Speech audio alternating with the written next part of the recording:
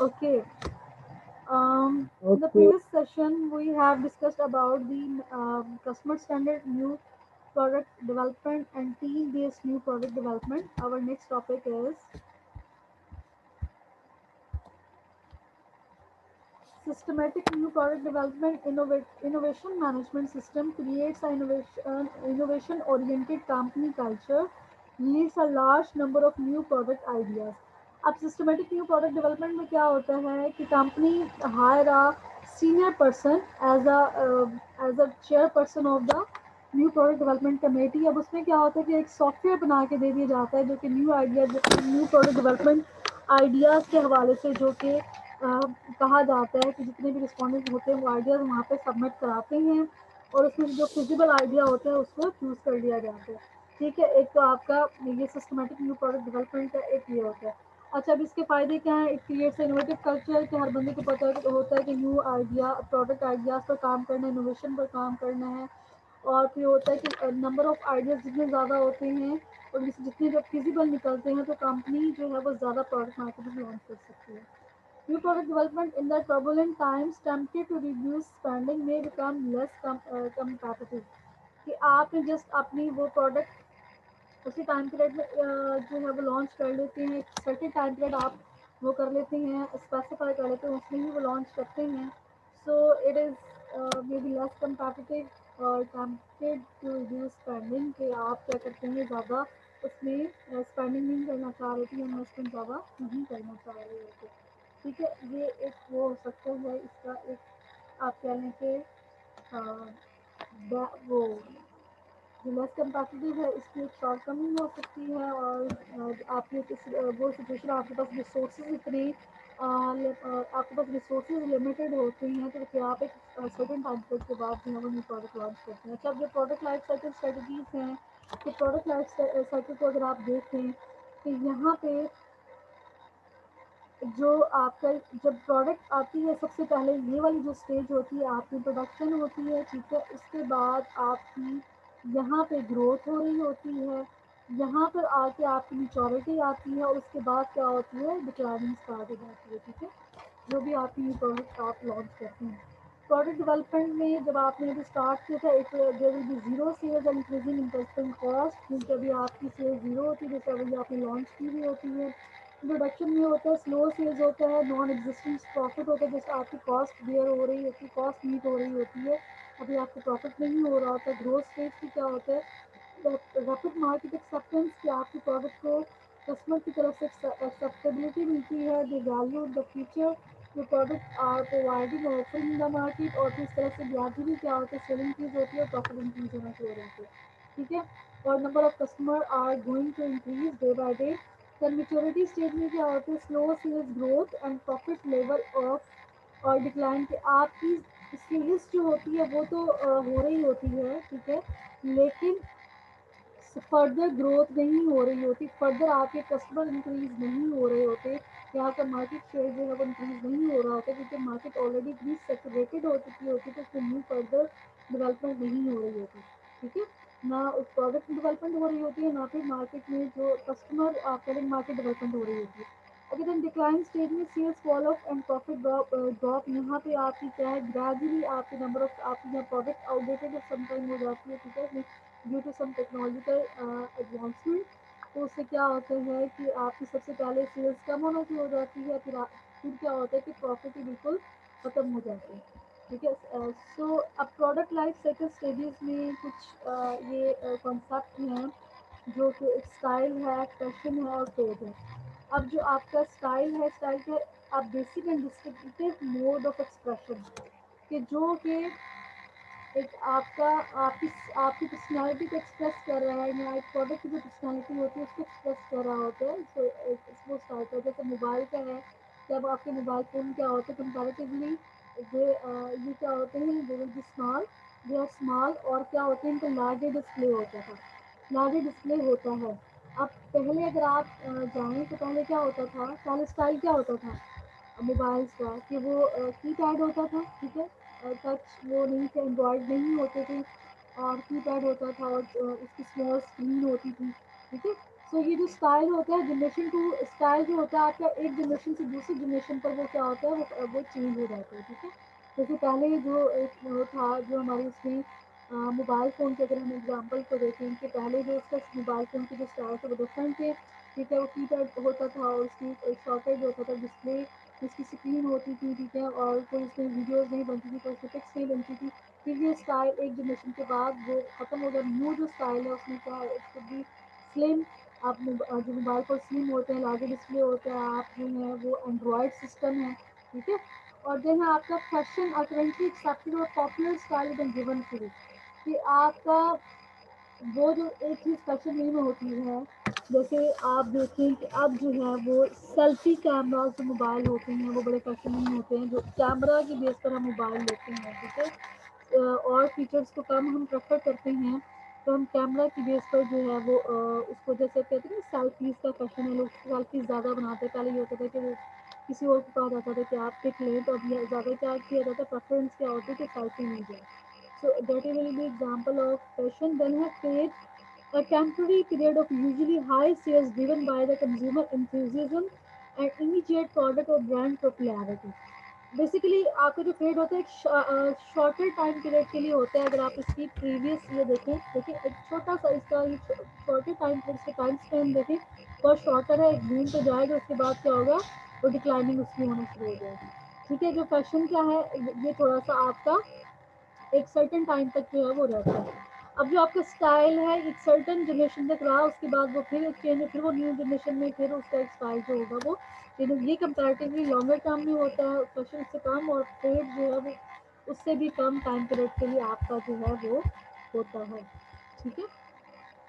इसकी जो एग्जांपल मैंने कहा, ये सीजनल होता है। कुछ चीज़ें जो होती हैं वो सीजनल होती हैं, और उसका फैशन जो होता है वो सीजनल होता है, और सर्टेन टाइम पीरियड के बाद जो है वो ख़त्म हो जाता है। फॉर एग्जांपल जैसे आप लोगों के जो हेयर कट्स के हवाले से जो है उसमें क्या है कि बेसिकली फेड होता है ना, एक सर्टेन हेयर स्टाइल बड़ा पॉपुलर हो रहा होता है, ठीक है। रिबॉन्डिंग करा रहे होते हैं बॉयज़, ठीक है। उसके बाद वो फिर वो फेड बन जाता है, उसके बाद फिर एक न्यू हेयर स्टाइल आ जाता है, फिर आप उसके पीछे लग जाते हैं, ठीक है। बेसिकली ये होता है।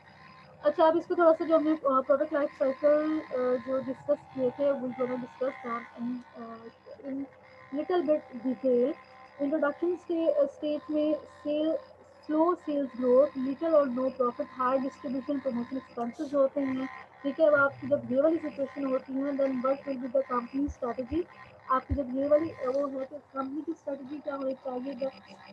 सो अगर आप पाइनर हैं मार्केट में, यानी if you are innovator in the market, then you should make effort to make aware the customer at large scale, कि आपने ज़्यादा से ज़्यादा कस्टमर को अवेयर करना है प्रोडक्ट के बारे में। और you should be work on good positioning, तो एक अच्छा इमेज अपने प्रोडक्ट का जो है वो आप करेंगे, तो इससे क्या होगा, आपको लॉन्गर रन में जो है वो इसका बेनिफिट होना शुरू होगा, ठीक है।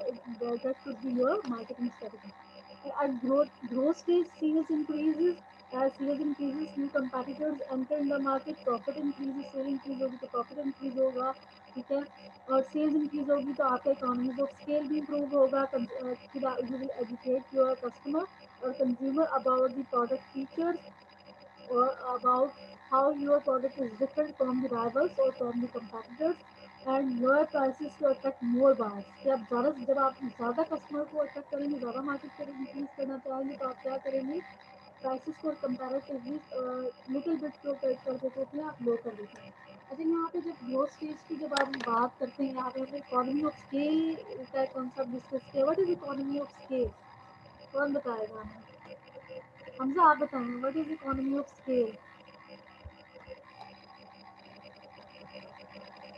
इकोनॉमी ऑफ स्केल क्या होता है? Hamza, Shakir,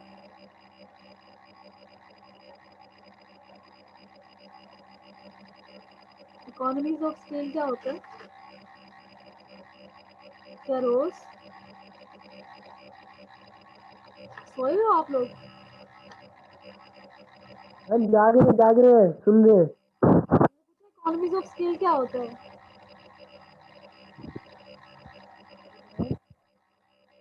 economies of scales, economy का स्केल कहते हैं उसे। जी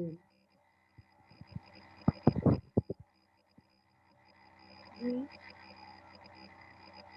इकोनॉमीज ऑफ स्केल में बेसिकली क्या होते हैं, जैसे जैसे आपके प्रोडक्शन यूनिट इंक्रीज होना शुरू हो जाते हैं, आपकी पर यूनिट कॉस्ट जो है वो डिक्रीज होना शुरू हो जाती है। जब आप बल्क की कोई चीज़ प्रोड्यूस कर रहे होते हैं, आपकी पर यूनिट कॉस्ट जो होती है वो डिक्रीज होना शुरू हो जाती है।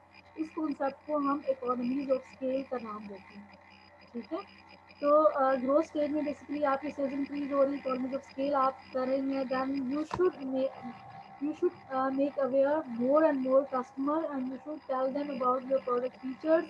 और समटाइम ज़्यादा नंबर ऑफ कस्टमर को आप अट्रैक्ट करने के लिए और मार्केट शेयर को कैप्चर करने के लिए प्राइसेस को थोड़ा सा समटाइम लो भी कर देते हैं, ताकि ज़्यादा कस्टमर की अटेंशन के लिए भी आप इस तरह से करते हैं। अच्छा, मेच्योरिटी स्टेज जो है, स्लो डाउन इन सेल्स के लिटिल बिट जो है वो सेल्स कम होना शुरू हो जाती हैं। There are many suppliers substitute products. एक तो ये है कि प्रोडक्ट में कोई डिफरेंशिएशन नहीं रह जाती है, क्योंकि नंबर ऑफ सप्लायर्स जो होती हैं, एक तो कंपेटिटर्स बहुत होती हैं, तो सब्स्टिट्यूट प्रोडक्ट्स भी जो है बहुत ज़्यादा कंपनी में आ चुकी होती हैं, सॉरी मार्केट में आ चुकी होती हैं, ठीक है। और फिर उसका रिजल्ट क्या होता है कि over capacity leads to competition. Competition जो होता है बहुत हाई होता है, और सब्सिट्यूट प्रोडक्ट्स जो बहुत ज़्यादा होती है, तो फिर जब कंपटीशन बहुत हाई होता है तो प्रॉफिट मार्जिन कम हो जाता है। Increase promotion and research and development to support sales and profit. अब मार्केटिंग स्ट्रेटजीज क्या करना चाहिए कि उनको प्रमोशनल एक्टिविटीज़ पे ज़्यादा मैम। फोकस करना चाहिए, इसे ज़्यादा से ज़्यादा। Ma'am hello. आ रही है आपके आवाज़? मैम आपकी आवाज़ ना अड़ अड़ के आ रही है। कौन कह रही है? मैम ये बासित बासित बासित बोल रहा हूँ मैं। बाकी बाकी अब आ रही है आपको मेरी आवाज़ अड़ अड़ के? मैम आ रही है पर अड़ अड़ के आ रही है। तो फिर आप फ्लैक्चुएशन है इसके फिर अंदर। आपका सिग्नल्स प्रॉब्लम होगा आपके एरिया में। चलिए मैम मैं मैम मीटिंग दोबारा रिकनेक्ट करके आया, एक मिनट। अच्छा, अब मेच्योरिटी स्टेज में कंपनी की पॉलिसी क्या होगी? They should focus on more advertising या प्रमोशनल एक्टिविटीज़ के ज़्यादा से ज़्यादा कस्टमर को अपने प्रोडक्ट के बारे में जो है वो अवेयर करें, ठीक है। रिसर्च और डेवलपमेंट पर ज़्यादा काम करना चाहिए, और जो है क्योंकि जब कंपटीशन बहुत हाई हो जाता है तो प्राइसेस क्या होती हैं, फिर जो पूरा कंपटीशन हो रहा होता है वो प्राइस की बेस पर हो रहा होता है, और फिर प्रॉफिट मार्जिन जो है वो कम हो जाते हैं। अब मेच्योरिटी स्टेज में फिर मॉडिफिकेशन स्ट्रेटजीज आ जाती हैं, जैसे मॉडिफाई द मार्केट। अब मॉडिफाई मार्केट में क्या करेंगे? यू विल इंक्रीज द इसमें क्या होता है कि you will find new users of your product और new market segments for your company brand. For example, जैसे आप पहले शैम्पू बना रहे थे, जो कि आप जनरल शैम्पू बना रहे थे, उसकी आपने कैटेगराइजेशन कर दी फॉर मेल और फीमेल, ठीक है। एक तो ये हो गया कि आपने मार्केट को भी मॉडिफाई कर दिया, कैटेगराइज कर दिया। क्या होगा, जो पहले एक को हो रहा था तो उसको कोई यूज़ कर रहा था कोई नहीं, लेकिन अब जो है वो मेल्स अलग से यूज़ करेंगे, फीमेल अलग से यूज़ करेंगे, ठीक है। फिर आपने बेबीज़ की कैटेगरी बना दी कि बेबी शैम्पू है, ठीक है, इसको बेबीज़, यानी इस तरह से आप मॉडिफाई को मार्केट को मॉडिफाई कर देंगे। और जो क्या होगा कि न्यू यूजर्स को फाइंड कर लेंगे और न्यू मार्केट सेगमेंट्स बना देंगे। देन सेकेंड है मॉडिफाई द प्रोडक्ट। अब आप उसकी टेस्ट में चेंजेस लेकर आ जाते हैं, उसके पैकेजिंग में चेंजेस लेकर आ जाते हैं, ठीक है।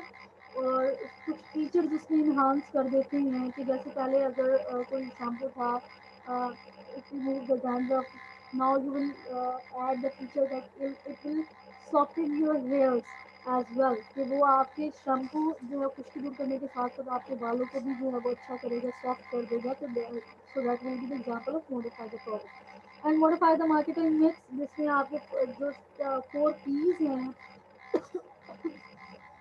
सॉरी, जिसमें 4 P's में आपकी प्राइस के हवाले से भी आप प्राइस में थोड़ा सा फ्लक्चुएट कर देंगे, उसको कम कर देंगे, थोड़ा सा प्रॉफिट मार्जिन अपना कम कर लेंगे, ठीक है। प्रमोशन एक्टिविटीज़ है उसमें उस पर ज़्यादा फोकस करेंगे।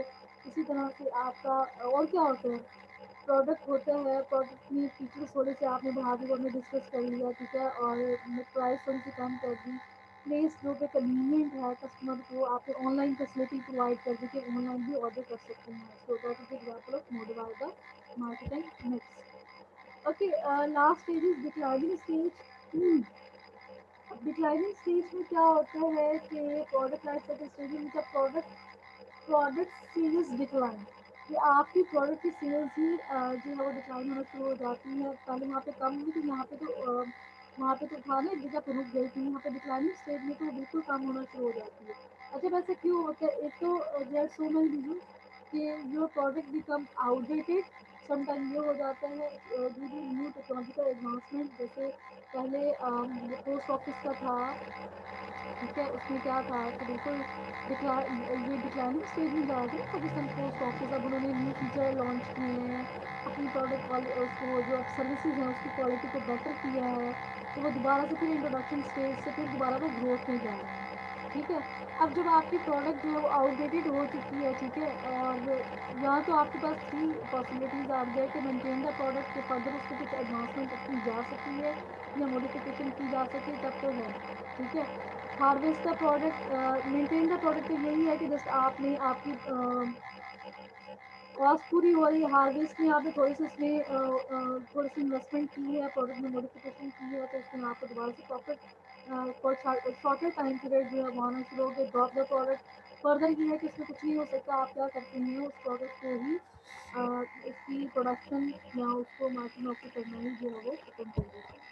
ठीक है, अब ये उसकी कुछ स्ट्रैटेजीज हैं। देखिए, सेल्स में इंट्रोडक्शन में लो सेल्स है, ग्रोथ में रैपिड राइजिंग से वो है, मेच्योरिटी में पीक सेल्स है, डिक्लाइनिंग में जो है वो आपकी क्या है, सेल्स जो है वो कम होना शुरू हो गई। और फिर कॉस्ट जो है यहाँ पे हाई कॉस्ट होगी, और आपकी एवरेज कॉस्ट पर जो है वो आपकी कस्टमर होगी। ठीक है, जैसे जैसे इंक्रीज होता जाएगा आपकी कॉस्ट जो है डिक्रीज होती जाएगी, और मेच्योरिटी में आपकी लो कॉस्ट होगी, यहाँ पे भी आपकी डिक्लाइन में भी लो कॉस्ट होगी। प्रॉफिट यहाँ पे इंट्रोडक्शन में हमेशा नेगेटिव होता है, ग्रोथ में आपका इट स्टार्ट राइजिंग, मेच्योरिटी में हाई प्रॉफिट, और डिक्लाइनिंग में आपका डिक्लाइन प्रॉफिट भी होगा। कस्टमर में इनोवेटर्स होते हैं, ग्रोथ में आपके अर्ली अडॉप्टर्स होते हैं, मेच्योरिटी में आपके मेन स्ट्रीम डॉक्टर्स या फिर लेगर्स जो हमने कॉन्सेप्ट डिस्कस करें, जो कि बहुत जब तक प्रोडक्ट को नहीं वो यूज़ करते हैं, बाय करते जब तक एक number of large number of people जो है उसको नहीं शुरू कर देते बाय करना, तब तक वो उसको बाय नहीं करते। ठीक है, यहाँ पे लेगर है, ठीक है, और अडॉप्टर्स भी आ जाएंगे इसमें डिक्लाइनिंग में भी, और फिर आपके कंपेटिटर्स इंट्रोडक्शन स्टेज जो फ्यू होते हैं, ग्रोथ में आपके दे will B grow day by day, और मेच्योरिटी में जो होता है यहाँ पे तो नंबर जो होती है बार्गेनिंग जो होती है स्टेबल बार्गेनिंग होती है, और number of competitors will be high. यहाँ पे क्या होता है, डिक्लाइनिंग में वो भी कम होना शुरू हो जाता है। अब मार्केटिंग ऑब्जेक्टिव यहाँ पे क्या होता है, क्रिएट प्रोडक्ट इंगेजमेंट की ज़्यादा कस्टमर को अवेयर करना, लोगों को अवेयर करना। ग्रोथ में होता है कि मैक्सिमाइज मार्केट शेयर, कि ज़्यादा से ज़्यादा मार्केट शेयर कैप्चर करना, ज़्यादा से ज़्यादा कस्टमर को कैप्चर करना। मेच्योरिटी में क्या होता है कि maximise profit by defining market share, कि आपकी जो ऑलरेडी जो मार्केट शेयर है उसको भी आपको प्रोटेक्ट करना है, और अपने प्रॉफिट को मैक्सिमाइज करना मेच्योरिटी में। क्योंकि उसके बाद हमेशा एक चीज़ जब वो मेच्योरिटी के बाद वो डिक्लाइनिंग में जाती है, यहाँ पे होता है कि रिड्यूस एक्सपेंडिचर्स एंड ये क्या है, ये मुझे नहीं आ रहा। ओके, एक्सपेंडिचर है, उसके बाद आपने क्या करना है इसमें मार्केटिंग ऑब्जेक्टिव में एंड मिल्क द ब्रांड, फिर आपने या तो फिर अपने एक्सपेंडिचर रिड्यूस करके फॉर पैसा टाइप अगर प्रॉफिट ओरिएंटेड उसको बनाएंगे, अगर नहीं होगा तो फिर क्या होगा कि आप उसको बिल्कुल ख़त्म नहीं कर देंगे उसकी प्रोडक्शन। ठीक है, ये उसकी कुछ समरी है वो जिसको डिटेल में डिस्कस किया गया प्रोडक्ट का। ठीक है, जो हमने कहा था कि आपको फोर प्राइस जो है प्रोडक्ट मिक्स को भी देखना है। देखिए, यहाँ पर इंट्रोडक्शन में आप बेसिक प्रोडक्ट यहाँ पे करेंगे, ग्रोथ में थोड़ा सा आप डीपर चले जाएंगे, प्रोडक्ट एक्सपीरियंसेस के बारे में, सर्विसेज के बारे में, वारंटी गारंटी के बारे में बताएंगे। मेच्योरिटी में आप ब्रांड डाइवर्सिटी बताएंगे, मॉडल्स के बारे में बताएंगे। डिक्लाइनिंग में क्या होगा, डिक्लाइनिंग में फेज आउट वीक आइटम्स के आप जो होते हैं बिल्कुल आप उसके जो वीक आइटम्स होंगे उसको छुपाएंगे। ठीक है, प्राइस में यहाँ पे यूज कॉस्ट प्लस होगी आपकी जो सब कॉस्ट वर्क मार्केट अपने लिए प्रॉफिट का रखेंगे। यहाँ पे पेनिट्रेशन प्राइसिंग स्ट्रेटजीज होगी कि ज़्यादा से ज़्यादा आप जो है वो पेनिट्रेट करें, यानी हाई प्राइसिंग बेसिकली होती है। पेनिट्रेट का प्राइसिंग स्ट्रेटजीज पड़ी थी ना, स्किमिंग और पेनिट्रेशन। पेनिट्रेशन में ये होता है कि ग्रेजुअली शुरू में आप थोड़ी सी प्राइसेस कम रखते हैं, उसके बाद ग्रेजुअली इंक्रीज करती है ताकि ज़्यादा से ज़्यादा कस्टमर इंक्रीज कर सकें। Prices match to beat competitors, यहाँ पे कंपेटिटर्स के बेस पर मेच्योरिटी स्टेज में प्राइसेस रखेंगे। डिक्लाइनिंग में आप प्राइसेस जो है वो कट कर देते हैं। डिस्ट्रीब्यूशन में यहाँ पे जो है बिल्ड सेलेक्टिव डिस्ट्रीब्यूशन, और यहाँ पे आपकी इंटेंसिव होगी और यहाँ पे मोर इंटेंसिव होगी, उसके बाद जो होगी सिलेक्टिव होगी, तो सर्टन एरिया में ही डिस्ट्रीब्यूशन होगी। ठीक है, एडवर्टाइजिंग भी आप इसको थोड़ा सा ज़रा गो थ्रू कर लीजिएगा, तो होप सो कि इसमें कोई इशू नहीं होगा आपको। बिल्ड प्रोडक्ट अवेयरनेस और अर्ली अडॉप्टर्स एंड, तो यहाँ पे build product awareness among early adopters and dealers, कि आप उनको जब एडवर्टाइज करेंगे तो जो अर्ली अडॉप्टर्स हैं, इनोवेटर्स हैं, उनको फोकस करेंगे। और ग्रोथ स्टेज में आप जो है अवेयरनेस और इंटरेस्ट डेवलप करेंगे मास मार्केटिंग, ताकि ज़्यादा से ज़्यादा लोग अवेयर हो सकें और इसमें प्रोडक्ट को परचेज करें। मेच्योरिटी स्टेज पे आपकी जो एडवर्टाइजिंग होगी, it will be stress brand differences, कि आप उसके जो डिफरेंस आपकी प्रोडक्ट लॉन्च डिफरेंट फीचर आप जो प्रोवाइड कर रहे हैं उसकी बेस पर क्या है, उसको ज़्यादा इन्हांस करेंगे एडवर्टीजमेंट में। डिक्लाइनिंग में basically reduce to level needed to retain hard for loyal, कि सिर्फ आप जो आपके लॉयल कस्टमर होते हैं वही बस परचेज करते हैं, आप उन्हीं पर फोकस करेंगे।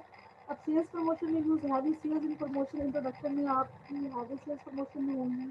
ठीक है, और ग्रोथ में हम हैवी कंज्यूमर डिमांड को इन्जॉय करते हैं, ठीक है, ज़्यादा पैसे की तरफ हाई रखते हैं। यहाँ पे आप ब्रांड स्विचिंग को इनकरेज करेंगे पर सेल्स प्रमोशन में, जब आपकी ब्रांड की तरफ जो है वो स्विच कर जाएँ, और यहाँ पे रिव्यूज़ टू मिनिमल लेवल, कि आप सेल्स प्रमोशन जो होते हैं यहाँ पे बहुत कम कर देते हैं डिक्लाइनिंग स्टेज पे। सो ये आपकी स्ट्रेटजीज थी, इसमें हमने वन बाय वन डिस्कस कर ली। ओके, सेकेंड लास्ट टॉपिक जो है हमारा product decision and social responsibility. Public policy and regulations regarding developing and adopting a product, patents, quality, safety and product warranties should be considered carefully। कि अब government की तरफ से rule regulation है और पब्लिक पॉलिसी बना दी गई है कि आपके जो प्रोडक्ट के जो पेटेंट होते हैं तो वो उनको जो है वो लीगल प्रोटेक्शन होती है। दूसरी जो क्वालिटी होती है जो आप क्लेम कर रहे हैं, your product should have those feature that you are complaining that you are claiming in the advertisement, it should be safe for the customer perspective, कि कस्टमर को कोई हार्म ना हो उससे, और प्रोडक्ट वारंटीज भी होनी चाहिए।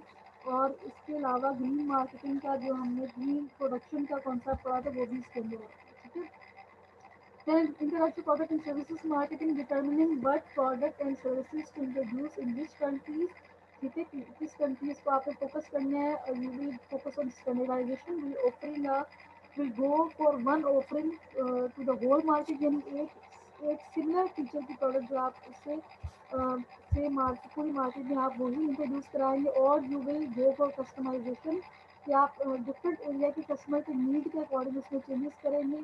कि पैकेजिंग एंड लेबलिंग, अब पैकेजिंग और लेबलिंग के हवाले से जो होगा हमने वो पूरा डिटेल से पढ़ा था, कि पैकेजिंग जो होगी it should protect the product from, you can say अगर पेरिशेबल प्रोडक्ट है तो उस हवाले से हमें उसकी पैकेजिंग डिफरेंट करनी है, और प्रोडक्ट को सेफ रखने के लिए उसके टेस्ट में कोई डिफरेंट ना हो इस हवाले से।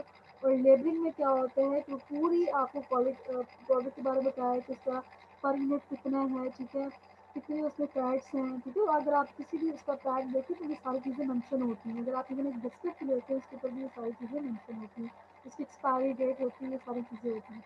देन कस्टम्स वैल्यू लॉ, और फिर जो आपके लॉ लीगल प्रोडक्शंस होती हैं उनको भी देखा जाता है। So it was all about today lecture, and hope so you guys have clear your concept about these all these